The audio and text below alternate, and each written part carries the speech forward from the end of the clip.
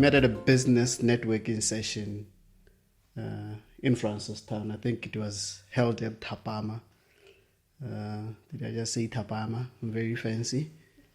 Yes, that's where we met. But that was not my first time actually seeing her. I'd been eyeing the girl for a while in the hospital. So eventually my opportunity came at this session and I shot my shot. My shot was turned down, but I dusted myself off at the same event.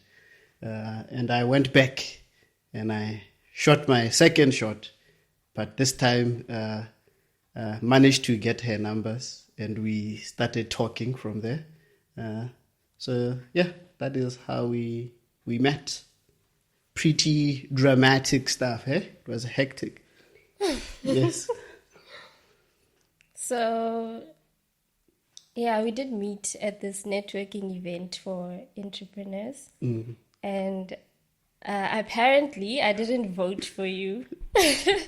But I did think your idea was brilliant, though. But I felt apparently, apparently, did you or did you not vote? I didn't vote for you. So Okay. yeah, there it is. She did not vote for me. So, for me, I thought you came across as being a little bit cocky. So that is why I didn't vote for you. But I did think your business idea was brilliant. So yeah, that's how we met. And when we were about to go home, I was with a friend. Then you asked for my number. And then we went for a date. And for me, what stood out was this guy just rocked up with these short shorts, like beach shorts. And I was like, okay, that's different. So yeah, that's how we met. Correction, not cocky, but confident. Wow. So that's confidence. Eh? Confident enough to wear short shorts in 2014. Yes. I don't know. I don't remember. I think probably it was me. Yeah, chances are it was probably me. Tell us. I think from the moment, I think what I remember was that the moment that I saw her in the hospital, what I got was, I need this girl in my life. Because there was something that was in her that she carried that I just felt drawn to. So from the first moment that I saw her, it was a need that I needed her in my life to come and, because she's a very organized person. So but at that time, I needed that level of organization in my life. Yeah. So that's when I knew that this is the one. And that was it. I was done. Yeah. You've answered for all of us.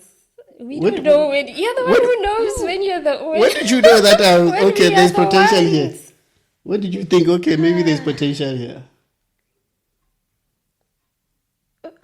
I wouldn't say when did I know you were the one, but maybe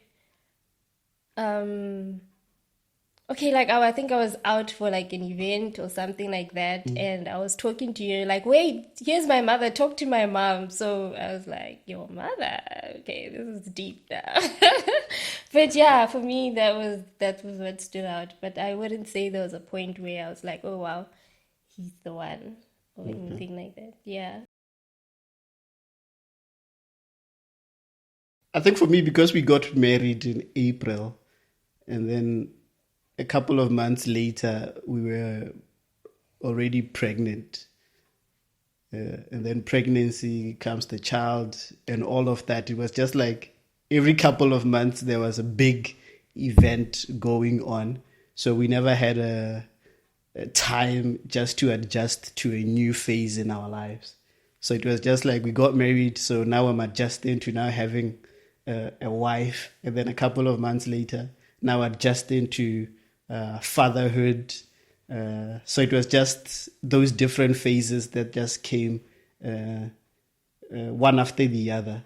So there was never really time to settle. But I think we rode the wave, and we learned to communicate during that season, because there was no way you can actually navigate that period without communicating. So yeah, for me, I think that was sort of like the most challenging period. So I think early on in our marriage, just those changes that occurred. So yeah. Yeah, I think for me, same. Just the whole pregnancy journey and after that as well. I think for the first 6 months. So I think it's a lot emotionally, and just strain on your body. And for me as a perfectionist, things that I could not control, and you just had to be patient and just let God lead. So for me, that transition as well to having this person that you have to take care of. And so it was, yeah, I think it was a lot. We had to learn how to communicate better. And I think what I got from that as well is just learning to communicate what you're feeling. Sometimes you may not even know what you're feeling. I mean, when you think of things like postpartum depression or anxiety, I'm not saying I wasn't clinically diagnosed with any of those, but it's things that in retrospect, you look at it and you see certain signs or certain things, and just trying to communicate that and be aware that such things exist. And yeah, I think for me also it was a season where I saw God just work in our lives. I experienced God in such a more real way. And yeah, that was it for me. I think for me, my biggest lesson about marriage is just serving each other. I've already mentioned, I think one of them would probably be I mentioned communication. But for me, what I have learned is just serving each other, putting each other first. That I serve you and you serve me. So for me, so far, that has been the biggest lesson I've learned about marriage, that it's about serving.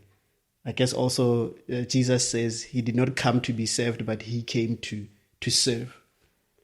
Yeah. For me, biggest lesson, sure, you cannot do marriage without God. I think there'll come a point where you come to the end of yourself, and who are you going to turn to? So for me, I think that's the biggest lesson that I've learned.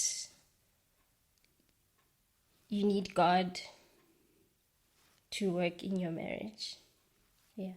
And also just communication. Everybody always says communication. Just learning to communicate better, learning each other's temperaments.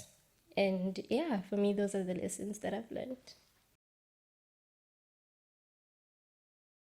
I think it depends on seasons. Yeah, it's definitely seasonal. I think it was a seasonal. I think right now I'm actually on my holiday. Do you even remember how to cook though?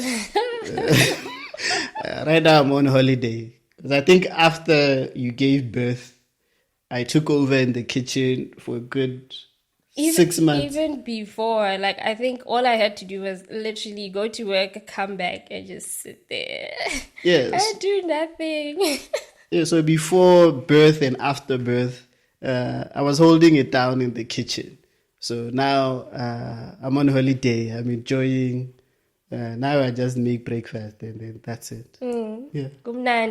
Yeah. So my view on gender roles is that, as I've already said, it's about serving each other. Yeah. So if the other one is tired, somebody else should pick up that role and run with it. So from looking after the baby, so whoever is available at the time should run with it. So to cooking, so there's no designated role that we have in our family. So whoever is available at the time. So we are looking out for each other. Yeah. Yeah. I'm both. I save and I spend. I think for me, I'm not really big on saving, but I'm big on spending. But my spending is more of investments, because I believe that the money should work for you. So I think for me, instead of saving, I'm more often in put the money to work. Yes. So whatever money that we have, let's make sure that it's working for us. Yeah. What I love about her, I think she's the better version of me. Yes, I keep on telling her that she's smarter than me. So the fact that she's smarter than me and I'm the one who picked her, so that means I'm the smart one. So I picked my team correctly. So I believe that she's a better version of me, and where I'm weak, she's strong. So she completes me in that sense. As I said in that opening statement, for me, it was a need. I needed her. And she's somebody who's very organized, hardworking, caring. So all the things that I am not, she is. She makes me better. I'm a better human being. I'm a better person now because of her. So I think I picked the right person to do this life thing. So for me, I think what I love about her is that she completes me. Yes. Mm-hmm. For me, what I love about you is that you love me so well. Sometimes I can be a lot. But you just know how to love me so well, and how you are so considerate about everybody else. So for me, that is what I love most about you. Yeah. I hate talking after you because yeah. Even after at the wedding, your speech and stuff, you always know, you're so eloquent in the way that you talk, and you know how to express yourself well. So, but yeah. As I've said, because I was telling her just the other day on Sunday that I feel like I pray better. My prayers are better when she is around. Hey. So that's what I mean. I need her. It's a need for me. It's not a want. But though I saw her at first, it was a need that came about. But then she was wearing a blue skirt, and then I saw. Hey, that blue skirt. And then I saw the the cute bum, and then I was like, hello. So, yeah. Bye. Cheers.